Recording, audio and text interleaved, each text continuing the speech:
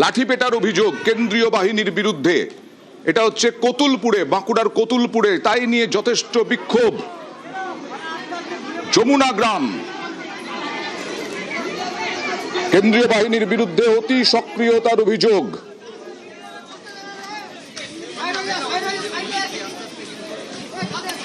বাঁকুড়ার কতুলপুরের যমুনা গ্রামের ঘটনা কি হয়েছিল? বাড়ির ভেতরে ঢুকে কেন হামলার অভিযোগ? খবর পেয়ে গ্রামে তৃণমূল প্রার্থী হরকালী প্রতিহার। এই অকৃতজ্ঞ নির্বাচন কমিশনার, এই নির্বাচন কমিশনার জলের মধ্যে ছিল। পাবলিকের দুরবস্থা, পাবলিক ভোট দিতে পারছে না।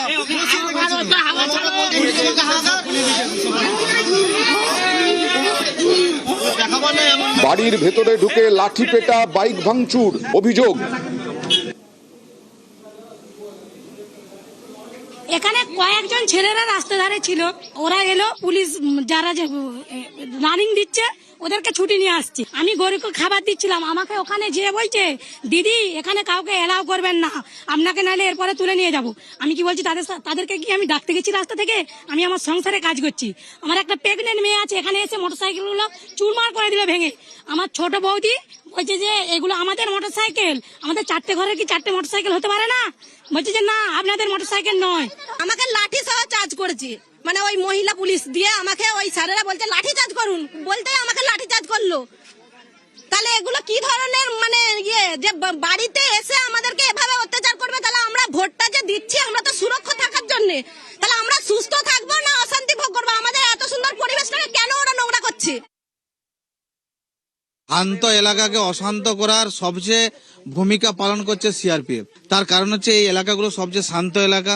সংখ্যালঘু বুথগুলোকে দেখে দেখে সিআরপিএফ টার্গেট করছে, যে তাতে সেখানে একটা অশান্তির পরিবেশ তৈরি করে বাড়ির ভিতরে মা বোনেদের গায়ে হাত দেয়া, মা বোনেদেরকে লাঠিচার্জ করা। আমাদের যেখানে ভোট কেন্দ্র থেকে প্রায় 500-700 মিটার দূরে দূরে আমাদের ক্যাম্প, সেই ক্যাম্পগুলোতে গিয়ে বিভিন্ন আমাদের যে সমস্ত কর্মীরা আছে তাদেরকে লাঠিচার্জ করছে।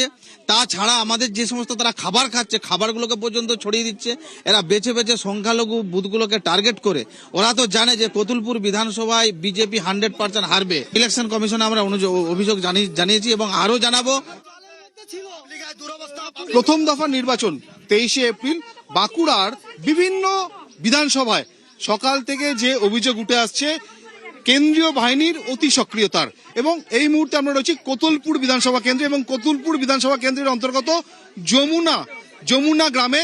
এবং এখানে যারা গ্রামবাসী আছেন তারা অভিযোগ করছেন যে কেন্দ্রীয় সশস্ত্র বাহিনী তারা পাড়ার ভেতর ঢুকে, বাড়ির ভেতর ঢুকে, বা এখানে যারা মহিলারা রয়েছেন তাদের হুমকি দেওয়া হচ্ছে, তাদের উপর লাঠি চালানো হচ্ছে। এবং অভিযোগ যেটা, যে এখানে বাড়ির সামনে যে গাড়িগুলো ছিল, বাইক ছিল, সেই বাইকগুলো পর্যন্ত ভাঙচুর করা হয়েছে। শুধু তাই না, একই সঙ্গে এখানকার যারা মহিলারা রয়েছেন সেই মহিলাদের ওপরও লাঠিচার্জ করেছে কেন্দ্রীয় সশস্ত্র বাহিনী। এই নিয়ে এখানে তৃণমূল কংগ্রেসের যিনি প্রার্থী, তিনি সেই তৃণমূল কংগ্রেসের প্রার্থী, তিনিও এসেছেন। তারা ইলেকশন কমিশন অর্থাৎ নির্বাচন কমিশনে তারা অভিযোগ জানিয়েছেন।